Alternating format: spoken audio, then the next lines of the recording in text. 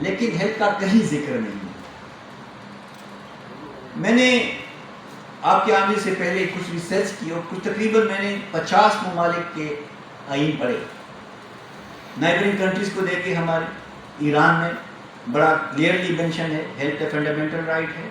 بنگلہ دیش میں بالکل کلیئرلی مینشن ہے. انڈیا میں بھی ہے. آپ سینٹرل ایشیا جائیں, تاجکستان میں ہے, کرغزستان میں ہے, ازبکستان میں ہے. آپ یورپ جائیں, جرمنی میں ہے, سوئٹزرلینڈ میں ہے, بلکہ ناروے نے تو یہاں تک لکھا ہے کہ every one living in Norway, یعنی سٹیزن کا نہیں لکھا, every one living in Norway is entitled for fundamental access to health care services.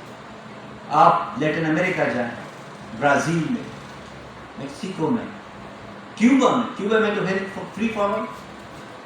تو جب یہ سچویشن سامنے ہو تو as a health professional, as a citizen of Pakistan اور ایز اے ایکس منسٹر, میں اپنے آپ کو اکاؤنٹیبل ٹھہراتا ہوں کہ اس مقدمے کو ہم ٹریجری اور اپوزیشن دونوں کے سامنے رکھیں کہ جب آپ ترامیم کرنے جا رہے ہیں تو برائے مہربانی ہیلتھ کو بھی اس میں شامل کریں.